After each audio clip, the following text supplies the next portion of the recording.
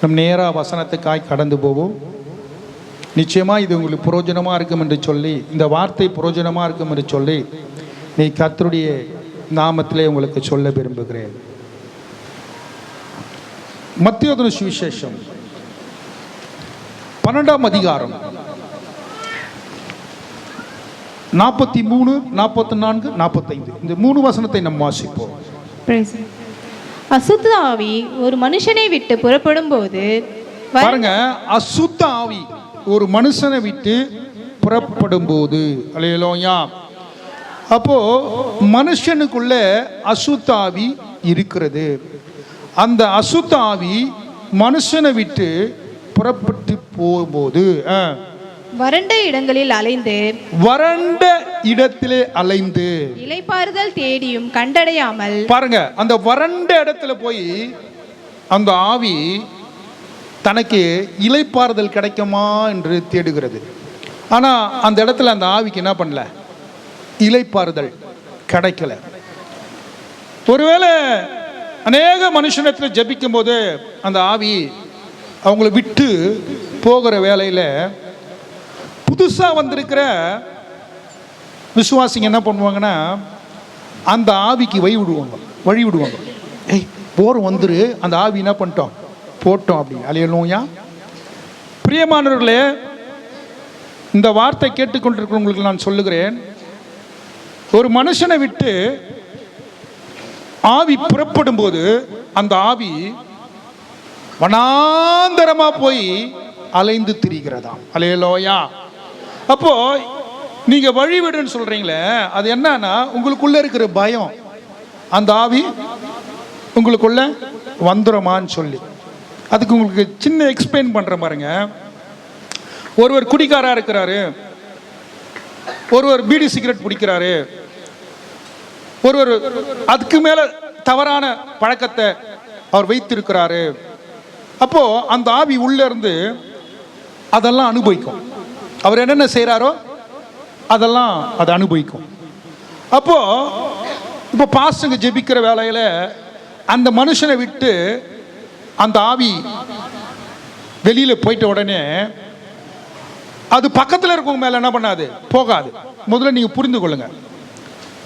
நீங்க விசுவாசியா மாறிட்டா கூட, ஆண்டு பிள்ளையா மாறிட்டா கூட உங்களுக்குள்ள அந்த பயம் இருந்துகிட்டே இருக்குது.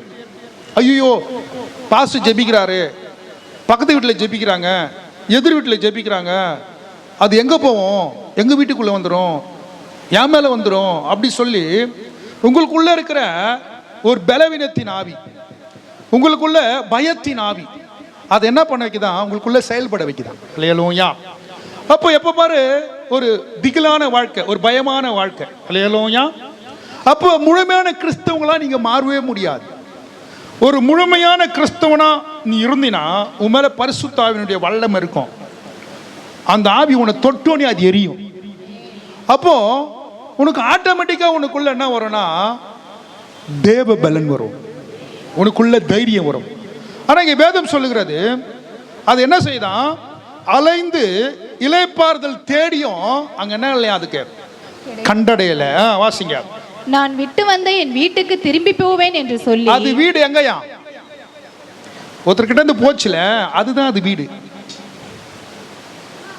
ஒருத்தர்கிட்ட இருந்து போச்சுல, அதுதான் அந்த வீடு. ஒருத்தர் ஒரு வீட்டில் மரணம் அடைஞ்சிருவாங்க,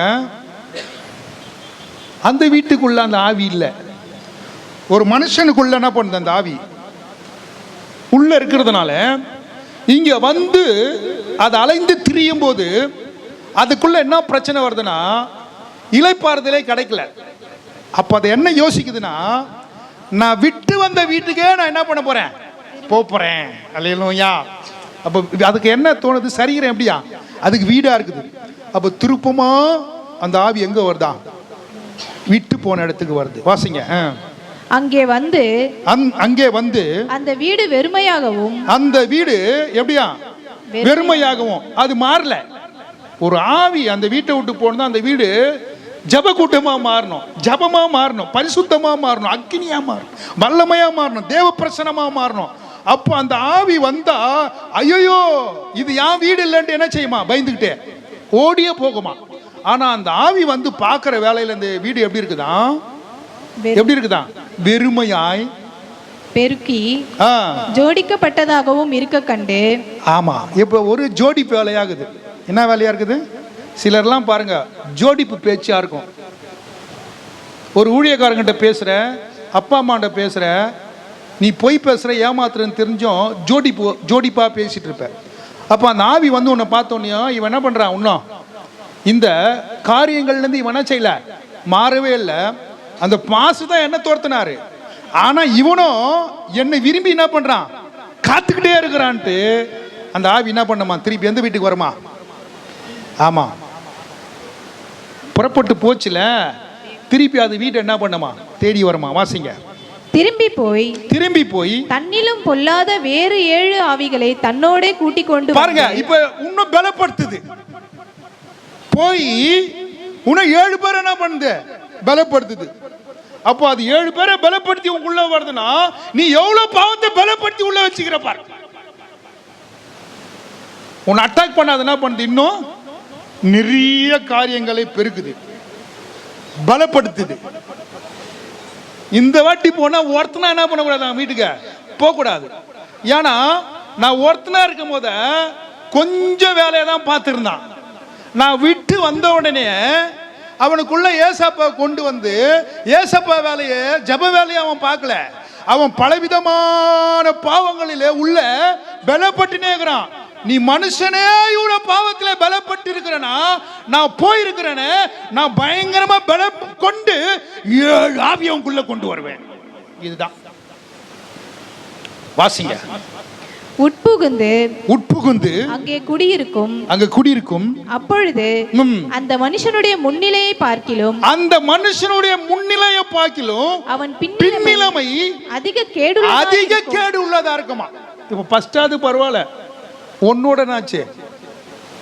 உன்னோட போச்சு. இப்ப என்னாச்சு உங்களுக்கு? நான் சொல்றேன், ஜெபம் பண்ணி உன் மேல பேய் போயிடுச்சு அப்படின்னு சொன்னா, உன்னுடைய சரீரத்தை, உன்னுடைய சிந்தனையை, உன்னுடைய கண்ணை எல்லாம் முழுமையாய் ஏசப்பாண்டு ஒப்பு கொடுத்து அந்த வீடை ஜப வீடா நீ மாத்திடணும். அல்லேலூயா. ஆமா. அப்போ திருப்பி அந்த ஆவி வரும்ல, வந்து பார்க்கும், இது என் வீடு இல்லை, இது ஜப வீடுன்ட்டு போயிடும் அது. அல்லேலூயா. ஆனா நீ உன்னை பயங்கரமா தயார் பண்ணீங்கன்னா, நீயே பயங்கரமா உன்னை தயார் பண்றனா, அது பொல்லாத ஆவியாச்ச. அது எவ்வளோ பலம் கொண்டு வந்து உன்னை தயார் பண்ணும். நான் தான் முன்னாடியே சொன்னேன், நீ கிரிமினல் அப்படின்னு சொன்னா, அந்த கிரிமினல் ஸ்கூல்ல நீ கிரிமினல். பிசாசு ஸ்கூல்ல கிரிமினல் யாரு? ஸ்கூல்ல கிரிமினல் இல்ல, ஸ்கூலுக்கு யாரு? ஹெட்மாஸ்டர். அல்லேலூயா. நீ வெறும் பாடம் படிக்கிறாளே இவ்வளோ பிளான் பண்றானா, உனக்கு பாடம் சொல்லி தரான பிசாசு அவன் எவ்வளோ பிளான் பண்ணுவான். பாப்பா சேர்த்துக்கோ, எவ்வளோ ஆசையா சேர்த்துக்கோ. ஃபர்ஸ்ட் பீடி தானே பிடிச்சிருந்த, ஃபர்ஸ்ட் குடிச்சின்னு தானே இருந்த, ஃபர்ஸ்ட் சகோதரிகளை தானே முறைச்சி பார்த்துருந்த. ஆமா, இப்போ எல்லாமே 10 மடங்கு உங்களுக்குள்ள என்ன பண்ணுச்சு? வந்துடுச்சு. இப்போ நான் ஒரு ஆள் இட்டுன்னு வந்தா என்ன பண்ண முடியாது? அதை அனுபவிக்க முடியாது. கூட ஒரு 7 பேர் என்ன பண்ற உள்ள தயார் பண்ணி. அல்லேலூயா. அந்த அளவுக்கு உன்னை தயார் பண்ணி பாவத்தில் வைத்து கொண்டால் அதுவும் தயார் நிலையிலே உனக்குள்ள வரும். அல்லேலூயா. நான் சொன்னாரு, முன்னிலைமை காட்டிலும் பின்னிலைமை கேடுள்ளதாய் உனக்கு மாறிடும். அல்லேலூயா.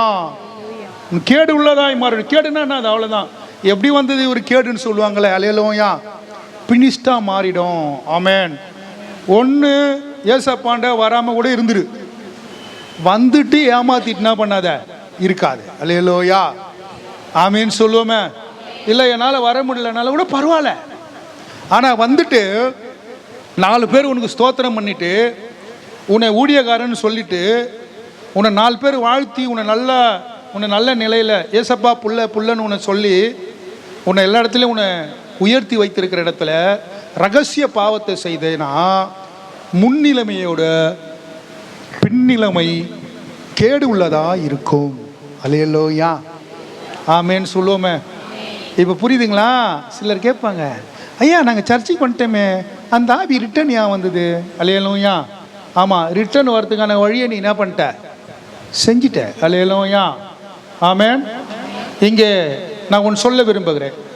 அருமையான ஒரு சகோதரி, நான் பேர் சொல்ல விரும்பல, இங்கே இருக்கிறாங்க. அந்த சகோதரி ரொம்ப பயங்கரமான ஒரு போராட்டம், பயங்கரமான ஒரு போராட்டம். அந்த சகோதரி மேலே அவங்க அப்பா பயங்கர அன்பு வச்சிருப்பாரு.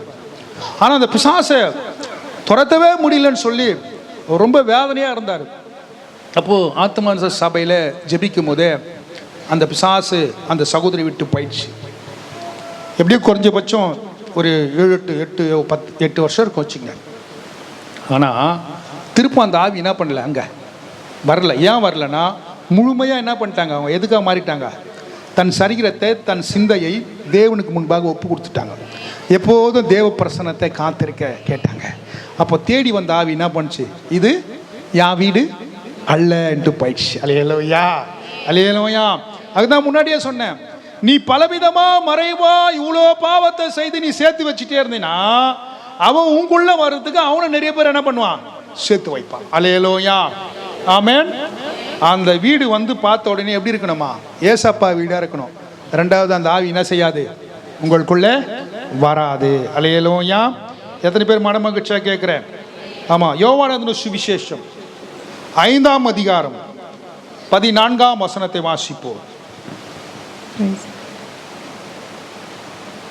அதற்கு பின்பு இயேசு அவனை தேவாலயத்திலே கண்டு. இதுக்கு முன்பாக இருக்கிற சப்ஜெக்ட்லாம் வாசித்து பாருங்க. அவன் ரொம்ப நாளா ஆமென் கை சரியில்லாதவனா நிறைய பிரச்சனைகளில் வாழ்ந்து கொண்டிருந்த வேலையிலே ஆண்டவர் அவனை சுகமாக்கிட்டார். நீங்கள் இதுக்கு முன்பாக, ஏன்னா நமக்கு டைம் இல்லை, நீங்கள் போயிட்டு இந்த வசனத்துக்கு முன்பாக அப்படியே ஸ்டார்டிங்லேருந்து வாசித்து பாருங்க, உங்களுக்கு புரியும். வாசிங்க. அதற்கு பின்பு இயேசு அவனை தேவாலயத்திலே கண்டு, இதோ நீ சொஸ்தமானாய், அதிக கேடானதொன்றும் உனக்கு வராதபடி இனி பாவம் செய்யாதே என்றார். நீ சுகமாயிட்ட, நீ நல்லாயிட்ட, இனியும் கேடு வராதபடி என்ன செய்யாதே. அப்ப புரிஞ்சிச்சான் ரட்சிப்புன்னா என்ன, ஞானஸ்தானம் என்னன்னா, ரட்சிக்கப்பட்டவங்களுக்கு தான் நீ ஆண்டவரோடு இருந்துட்டு பாவம் செய்தினா கேடு வரும். அதான் ஆண்டவரே சொல்றார், அது உன்னை கேடு வராதபடி உன்னை காத்துக்கொள். அல்லேலூயா. இனி பாவம் செய்யாத இரு. அப்போ பாவம் செய்யறதுனால தான் பிசாசு உள்ள வரான். பாவத்தை சிந்திக்கிறதுனால பிசாசு உள்ள வரான். அவன் வெளியில போயிட்ட உடனே நீங்க முழுமையாய் ஆண்டவருடைய பிள்ளையா மாறிடணும்.